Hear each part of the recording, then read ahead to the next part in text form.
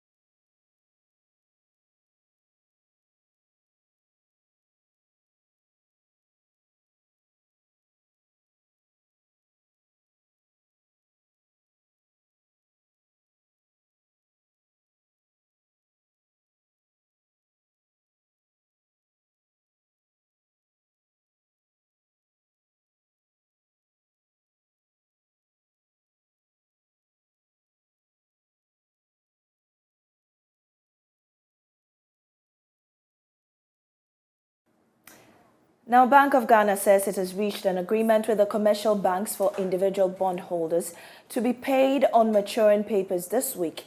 Stephen Opata is head of financial markets at the Bank of Ghana. In terms of timelines for the individuals who invested in this instrument, this cocoa bill, currently we are working with the CSD, looking at the data and seeing the quantum of individuals who were affected by this. I think that exercise is going on right now. Once we ascertain that, we are working with Cocoa Board to look at its balances with the various banks and see how we can quickly pay these individuals. Well, so that is ongoing, right? Are we sure if we are going to get it by close of week, by close of day? When exactly can I get my funds? Thank you, MFA. I don't have a date for you, but I can assure you that these individual investors will be paid, and hopefully that happens this week.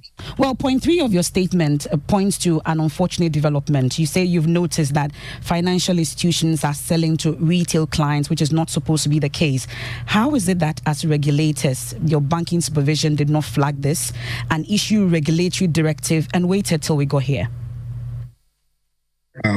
Thank you, Emifa. I think when these bills will be are being issued, we send out a notice to banks, and banks are invited to bid for the subscription of the cocoa bills.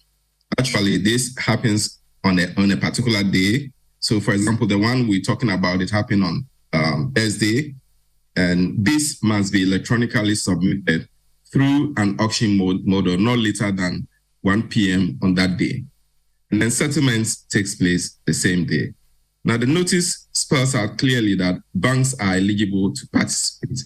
But it appears that some banks were aggregating, that is, they were pulling resources together from their clients and bringing it to the auction. So it looks like it was a gray area, and now that we've seen this, we will take steps to make sure that this is clarified and cleaned up. So if you look at the notice, it was clear that banks are eligible to participate. It did not say that individuals are, but we've seen with this one and and individuals were affected. And that's quite unfortunate that happened. And as I've assured you, we will do all in our powers, working with Cocoa Board to make sure that they are settled, hopefully this week, and clarify the narrative so that in subsequent issuances, individuals do not participate. Well, the issues about legal rights also have come up. Do we have such rights as the BOG to actually roll over returns, legal returns from accounts without explicit consent from account holders? So thank you. I think I'm not a lawyer. I don't want to get into legal rights here. What I can say is that the issue is being looked at to make sure that the individual account holders get their cash flows that's due to them because of this investment, and that will happen hopefully very soon. Considering the times that we're in, have we considered the potential threat this poses to the entire financial sector and the economy at large? Thank you, Emefa. I think that we are fully aware and have been involved in this domestic debt restructuring and exchange that the debt manager is undertaking right now. So we are fully aware of the situation, but we're also mindful that as a monetary policy maker, that our actions also doesn't fuel unintended consequences such as inflation. So the Bank of Ghana is also pursuing its role as a central bank to make sure that the processes are working well. Meanwhile, the Bank of Ghana, Cocoa Board and commercial banks have agreed to allow banks to use Cocoa Board's deposits and placements at the various banks to pay retail customers who may not want a rollover of their cocoa bills. This is coming after the Bank of Ghana directed banks not to pay customers their maturing investments following cash flow challenges facing Cocoa Board. There's more in this report. Statement: the central bank said it expects these short-term cash flow challenges facing Cocoa Board to be resolved soon to enable the cocoa regulator meet its obligations to investors. According to the banking regulator, Cocoa Board has assured that the outlook for the 2023 crop season is good and that cocoa purchasing is ahead of last year. On Thursday, January 19, 2023, a 6-month cocoa bill with a face value of 940.42 million cedis matured. The Bank of Ghana went through the usual processes to reissue on behalf of Cocoa Board a new 6-month cocoa bill to raise funds to cover the maturing obligation, but unfortunately the auction failed and was severely undersubscribed, resulting in a shortfall of 855.42 million cedis. However, at a meeting on Friday, January 20th, among the banks, Cocoa Board and the Bank of Ghana, it was agreed that all institutional investors will roll over their maturing cocoa bill. Financial institutions therefore agreed to roll over their cocoa bills investments. Now, the Auditor General's report on the use of COVID-19 funds has exposed serious infractions and misapplications of some donor funds. But what will be the impact of this development on Ghana's quest to secure debt cancellation and IMF board approval for its economic program? We're joined via Zoom by economist Dr. Patrick Esuming for his perspective. Thank you, Dr. Esuming, for your time here on Business Live. Are you surprised by this report? Good evening and good evening to viewers. In some sense, I think this is not surprising at all. You notice that 2020 was a year where, because of the COVID, economic activity had been very low, and government was not raising the taxes. But at the same time, you saw that it's a year that government continued to spend. So you always got the sense that whatever money was coming in to deal with the COVID may be used to fund what government was doing. Because don't forget that every 4 years, we have this political business cycle where in 4 years, when we're having elections, government overspend its budget. And in 2020, it happened that because of the COVID, it wasn't raising revenue. So you always knew that that something like that was happening. So in a sense, this report is a confirmation of something that many had suspected. And are you worried that over the years, a lot of measures have not been put in place to avoid some of these infractions? I don't think we are suffering from a lack of measures to address the problem. What we are really suffering from is we put in the measures and then we find ways not to obey the measures or not to follow the measures we put in. Don't forget that this happened when we've recently passed the Fiscal Responsibility Act that puts a cap. But because of the COVID, we made an excuse and decided not to follow it. We've had a series of reforms in the Public Financial Management Act. And it turns out that, we always find reasons not to implement what we put on paper. So my sense is that it's not really a lack of measures. You do see the measures on paper, but we always find ways not to implement the measures. And I think that's where the big problem is. Well, Ghana is seeking some form of debt cancellation from the Paris Club. And with this development, is it going to impact it in any way? I mean, disturb what we're trying to do? I think legitimate questions will be asked. Legitimate questions will be asked at the table why our debt should be forgiven when we have managed to mismanage the resources that we had, especially at a crucial time like COVID. So I think the government has a more difficult case to make than before this report came out, because we used to say that there are things beyond our control that has contributed to the current difficulties. This report is just going to show that it's not just that we've had the external shocks, but we've also mismanaged the funds that we had. So it makes it more difficult for government to make a convincing case that our debt should be forgiven. Well, I mean, still on this IMF deal, what about it? I mean, the IMF board approval, because this was actually a precondition to it. How is this going to affect that? So, maybe not directly in terms of negotiation with the IMF, but I think the debt exchange program, especially starting with the domestic one. So, government has been trying to have conversations with individual bondholders and other bondholders, really, to convince them that we are sharing burden and therefore they should contribute their quota to help fix the current difficulties we have. I think this makes the government case more difficult to make because, people are going to say, well, we were here when you have mismanaged public funds.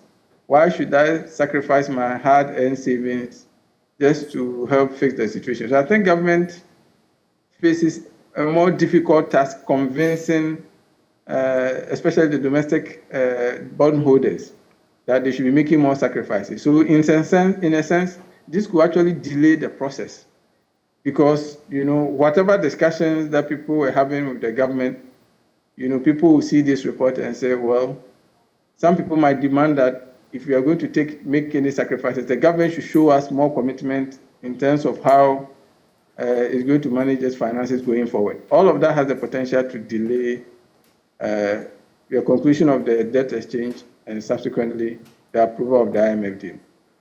Well, like you rightly say, the confidence of investors have been badly bruised, especially with this current development. But what can be done to help government in terms like this? So I think we shouldn't just look at this in terms of the current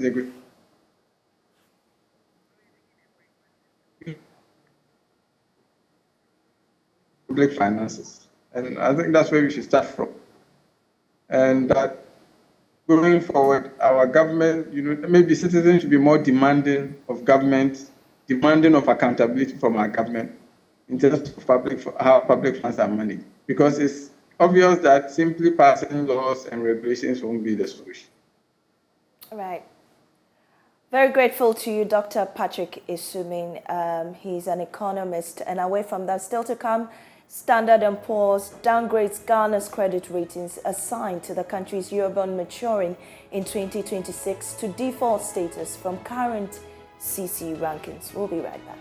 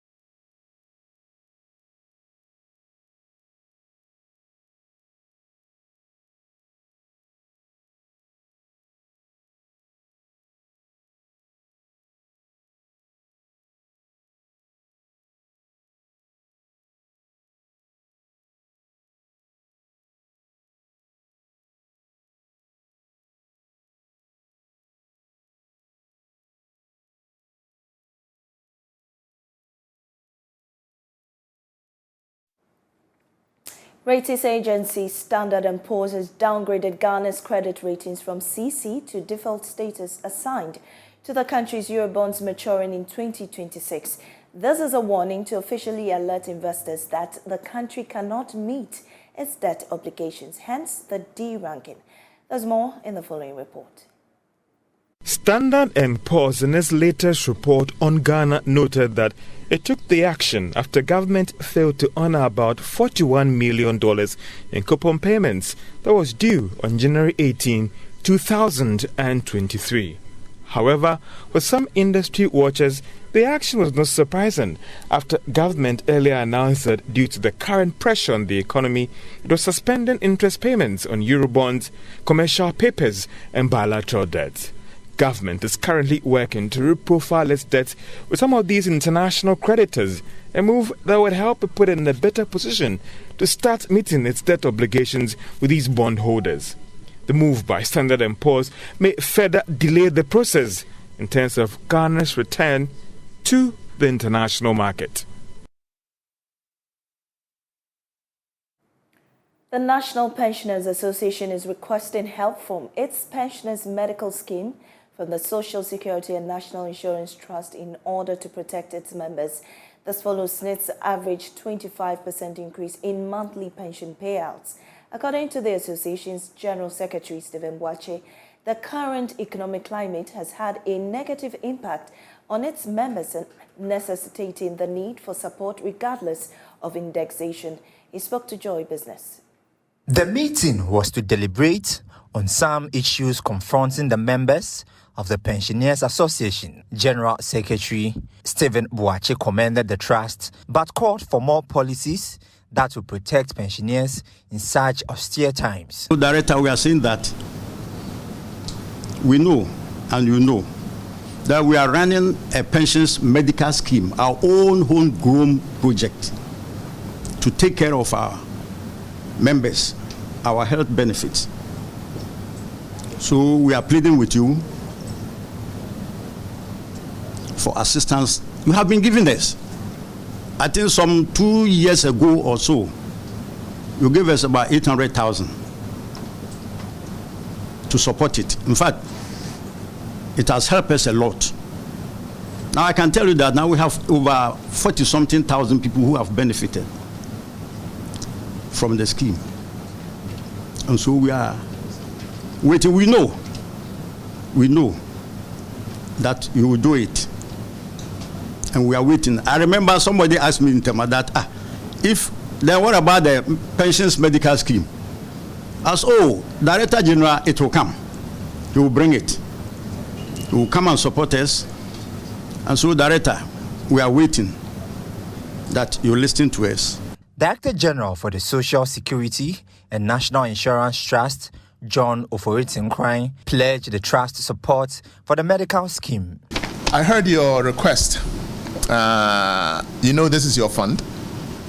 And if we have any largesse to spread around, my point, and I think my board shares in this, is that it has to come to you first. And so over the years, we've prioritized your needs. We know that by statute, we are only, we are required to pay our main bill. And then any other thing is secondary. But we've done a lot of secondary things in the past. And I think that you should be primary in the secondary things that we do. So I've heard the PMS that you've request that you made. That is the pensioners medical scheme. We've supported in the past. I will take this on in good faith, and I will consult with my board, the board of trustees, and I am sure they will also look at this request very favorably, and in a very short order, you will hear from us. The pensioners medical scheme is a top-up medical scheme that will address the large and unexpected medical costs incurred by retirees. Players in the agricultural sector are calling on the government to grant tax exemptions on agricultural commodities in the country. According to them, the delay by the Minister of Finance to grant tax exemptions will have dire consequences on the already fragile sector, which is burdened with high prices of agricultural inputs. The following report has more. Members and management of CropLife Ghana, Chamber of Agribusiness Ghana, Peasant Farmers Association, and the National Sea Trade Association of Ghana held a press conference to register their displeasure at the delay by the Minister of Finance in granting tax exemptions on agricultural products. Speaking at a press conference, Executive Director of the Peasant Farmers Association, Dr. Charles Nyaba, said this inaction on the part of government is hampering production as farmers are unable to import the needed agricultural inputs to increase their production. Agricultural goods and equipment are not included in the list of items exempted from the import duties. This decision by government to specifically exclude agricultural goods in the list is shocking and contradicts the government's own policy of transforming the economy through agricultural transformation. Fortunately, ladies and gentlemen from the media, to compensate for the omissions, the Act allows the Finance Minister to grant industry-specific exemptions based on recommendations of a given sector minister with cabinet approval.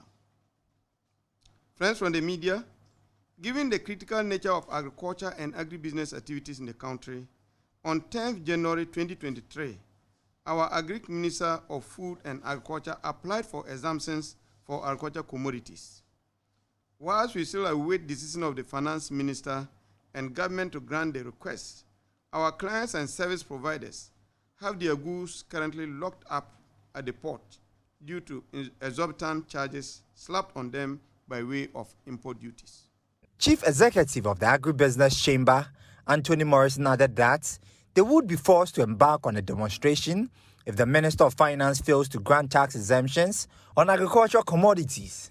We are also calling for an immediate action of food security, of accessibility and affordability for the poor citizens, so that those who care to import fertilizers, seeds, and agrochemicals can do so, because livelihoods of over 70% of Ghanaians living in the rural economy is at stake. We also do know and very much aware that government has taken certain steps that does not support the needed agribusiness ecosystem. This sector or this press conference is to address the immediate issue, but we will also want to send our plea to the president to pay more serious attention to the agriculture sector. And that's how we wrap up on Business Live with me, Maame Esi Nyamekye Thompson. For more news, do log on to myjoyonline.com/business.